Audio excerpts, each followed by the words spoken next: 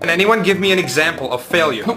Okay, what else? Wait, what? Alright, I'm about to hand out the papers from yesterday, and Ryan, you failed your exam. So that means you failed to teach me. Are you talking back to me? That's how a conversation works.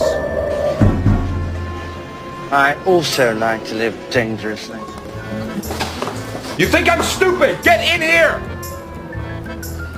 I don't care why you're late, but since you are, can we solve this problem on the boat? Oh, we got a problem? That's right. I don't know how we got out of that. Yeah, I don't know how we're not 6 feet under right now.